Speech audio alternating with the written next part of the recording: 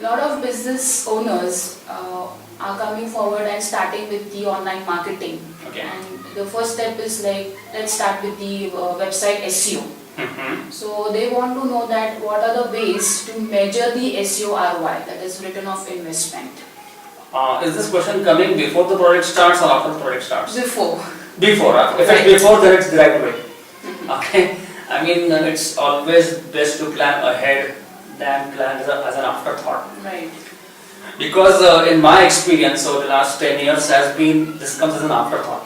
Okay, once the campaigns have started because they have heard from their friends or let's start SEO, let's do it, and then after say 6 months they feel nothing is happening, then they start saying how to measure the ROI.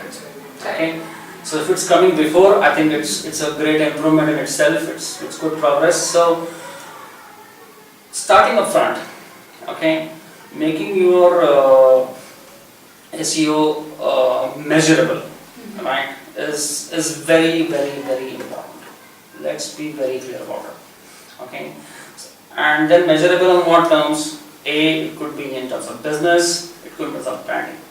Yeah, because businesses have different goals. Established businesses may have branding as their goals, or starting businesses may have business as their goals. So they want to generate leads, they want to do business. In some cases, they want to create more valuation for the company so that they can attract investment. So depending on the goals, the metrics of these campaigns need to be set up. Yeah. Amod, if you can elaborate Sure. the metrics since you were, like what should be the metrics, measurable metrics in terms of if you're looking SEO for business, and what should be for the branding part? Perfect. Yeah, so for businesses, the metric should be in terms of relevant traffic that's coming to the website. What kind of engagement is happening on the website, how many visitors you're getting, clicking on specific pages or specific buttons or filling forms or buying items. Right? So you want to measure that. That's very important. Right? But on the other hand, if it's about branding goals, then what kind of engagement is happening on social media? What likes, comments, reputation, reviews? These are the kind of goals that are important.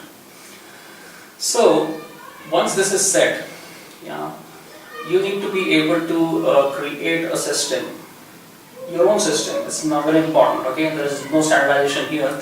You have to create your own system where you can actually measure those goals happening. So this system is very custom. It should be defined by your marketing team. Okay. Suppose you set say 3 goals.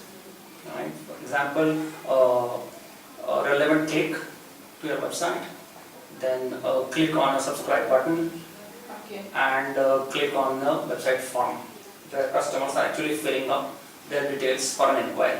Right. So I put up a number against a relevant click. Okay, that means a relevant visitor has come to my website. So I give it say 1 point. Okay.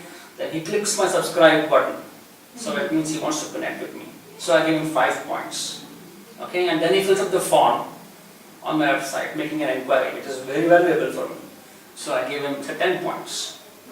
Right? Another could be if he makes me a phone call. That could be a goal as well. So if he makes me a phone call, even more this thing. So I give him 20 points. So what I do is at the end of the month, I calculate the total number of points. And then I map it with my actual business. And then over say a 3-6 month period, I'm able to more categorically find out how much sales is happening against how many points. Yeah, so for example, I am making say 50 sales and accumulating 500 points in a month, right?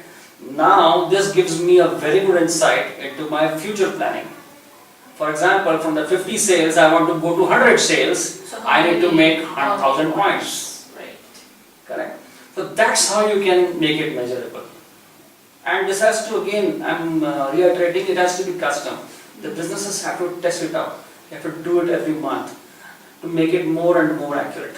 Initially, you can start with a guess, but then as you start getting the data, you can make it more and more accurate, and hence make it a very powerful planning tool for your business. Right. So this is how you can definitely measure your ROI. SEO campaigns. And with Google Analytics, you also have a facility where you can put up numeric goals under the goals tab, right? Right. So it will give you a summary of this. So you don't even have to keep a track yourself. Google Analytics itself will give you that kind of a goal history. So that way you can make it measurable. How does that sound? Yeah, but I have one more query. Okay. Because usually SEO means ranking, Google ranking. Okay. And in 2005. Okay. and so as you mentioned that the SEO metrics what we measure, so it's in terms of engagement, how likes, I mean. So what about the ranking factor? Because that is how it is mapped. See, ranking is only good for me if it brings me relevant traffic. Otherwise, I am not frankly interested in ranking. I'm making a very bold statement here, right? But the point is, I'm only interested in ranking which gets me relevant traffic. See, I don't ignore it. Let's be very clear about it. We cannot ignore traffic because the traffic from Google is massive, right?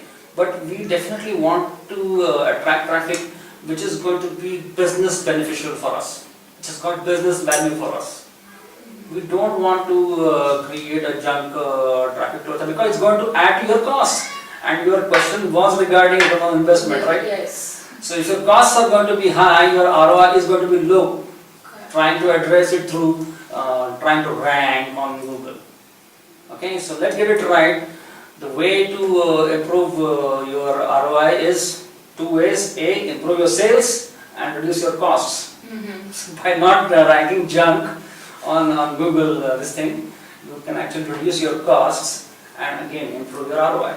Good sub question.